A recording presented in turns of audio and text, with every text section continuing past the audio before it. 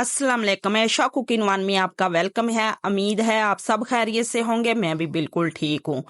आज हम बनाने लगे हैं गूंद कतीरे का शरबत, जो कि बाजार में रेहड़ियों पर ठेलों पर बहुत ही ज्यादा बिकने वाला ये शरबत है और बहुत ही मजे का बनकर तैयार होता है। बिस्मिल्लाहिर्रहमानिर्रहीम। 2 चम्मच हमने लिए हैं तुकमे मलंगा के और 2 चम्मच हमने सिल्के के लिए, 2 चम्मच हमने गूंद कतीरे के लिए है। इसे हमने पूरी रात के लिए भिगोकर छोड़ देना है ताकि हमारा गूंद कतीरा अच्छी तरह फूल कर तैयार हो जाए। कटोरियों में हम पानी भर देंगे, अच्छी तरह हमने ऊपर तक कटोरी को भर देना है ताकि हमारा अच्छी तरह फूल कर तैयार हो जाए। ये शरबत गूंद कतीरे का ठेलों पर रेहड़ियों पर बहुत ही ज्यादा बिकता है। आप इसे घर पर बनाकर तैयार कर सकती हैं। जितने का हम बाहर से 1 गिलास पियेंगे उतने का हम 6 से 7 अफराद के लिए बनाकर तैयार कर सकते हैं। ये बहुत ही सस्ती चीजें बाजार से मिल जाती हैं। आप भी एक बार जरूर ट्राई करें।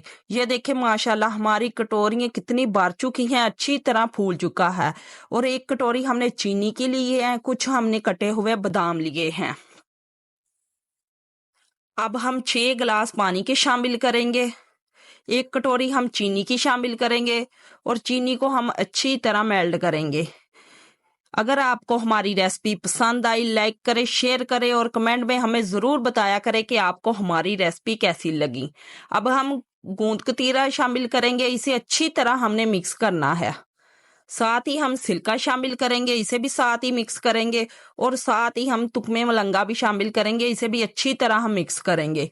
ये माशाल्लाह इतना मजे का बनकर तैयार होता है शरबत। आप इसे मेहमानों के लिए भी बना सकते हैं और खुद भी पिया करें और अपने बच्चों को तो जरूर पिलाया करें, ये बच्चों को जरूर पसंद आएगा।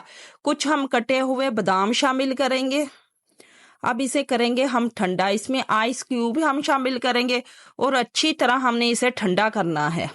रोजाना इसका 1 गिलास पिएं। जो भी हमारे मैदे में गर्मी होगी, गले में जलन वगैरह होगी, इससे फौरी खत्म हो जाएगी। आप रोजाना उठकर सुबह को 1 गिलास पिया करें। माशाल्लाह हमारा शरबत बनकर तैयार हो चुका है और बहुत ही कम खर्च में इसे हमने ढेर सारा शरबत बनाकर तैयार किया है। हमारी आप प्लीज फुल वॉच किया करें वीडियो। अल्लाह हाफिज।